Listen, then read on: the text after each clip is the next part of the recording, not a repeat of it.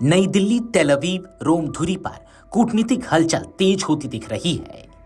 बुधवार यानी कि 10 दिसंबर को इजराइल के प्रधानमंत्री बेंजामिन नेतन्याहू और प्रधानमंत्री नरेंद्र मोदी के बीच हुई फोन पर बातचीत ने एक बार फिर भारत इजराइल रणनीतिक रिश्तों में नई ऊर्जा भर दी है। इजरायली प्रधानमंत्री कार्यालय यानी कि पीएमओ की ओर से साझा की गई जानकारी के अनुसार दोनों नेताओं ने बहुत जल्द आमने सामने मुलाकात करने पर सहमति जताई है। बातचीत को गर्मजोशी भरी और मित्रतापूर्ण बताते हुए इजराइल पीएमओ ने कहा कि दोनों नेता क्षेत्रीय और वैश्विक मुद्दों पर साझा रणनीति को आगे बढ़ाने के इच्छुक हैं। पिछले एक वर्ष के दौरान इजराइल के कई उच्च स्तरीय मंत्रियों, पर्यटन मंत्री हैम काटस, उद्योग मंत्री नीर बरकत, कृषि मंत्री एवी डिजस्टर और वित्त मंत्री बेजलेल स्मेट्रिच ने भारत का दौरा किया।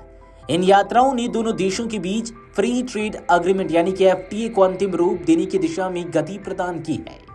स्मोट्रिच की भारत यात्रा के दौरान द्विपक्षीय निवेश संधि यानी कि बीआईटी पर हस्ताक्षर हुए, जबकि पिछले महीने वाणिज्य मंत्री पीयूष गोयल की इजराइल यात्रा के दौरान एफटीए की ओर ले जाने वाले टीओआर पर मुहर लगी।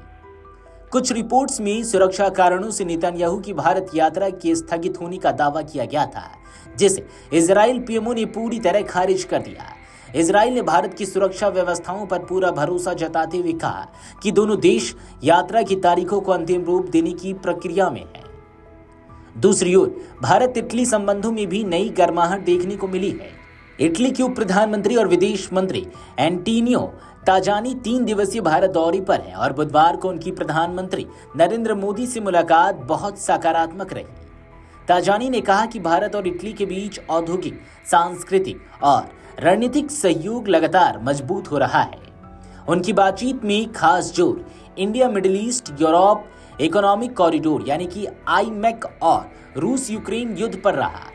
ताजानी ने साफ कहा कि भारत शांति समझौते में एक निर्णायक भूमिका निभाने की क्षमता रखता है। ताजानी ने बताया कि इटली की प्रधानमंत्री जॉर्जिया मेलोनी की ओर से उन्होंने पीएम मोदी को अगले वर्ष इटली आने का औपचारिक निमंत्रण दिया है। प्रधानमंत्री मोदी ने भी सोशल मीडिया पर इस मुलाकात को उत्कृष्ट चर्चा बताया।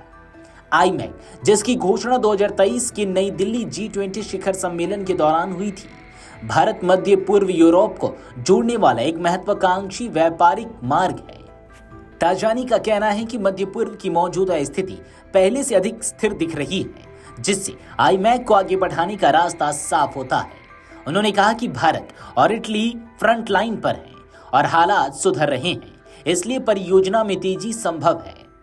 सऊदी अरब की अपनी हालिया यात्रा में भी ताजानी ने आईमेक पर बातचीत की थी और संकेत दिए थे कि जैसे ही हालात पूरी तरह स्थिर होंगे, इस परियोजना पर तेज गति से काम शुरू होगा।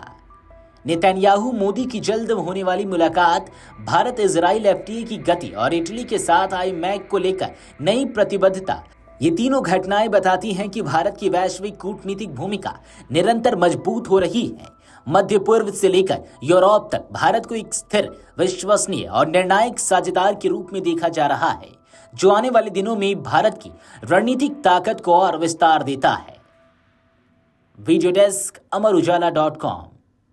अगर आप ये वीडियो YouTube पर देख रहे हैं तो हमारे चैनल को सब्सक्राइब कर बेल आइकन दबाएं और Facebook पर देख रहे हैं तो हमारे पेज को लाइक करें।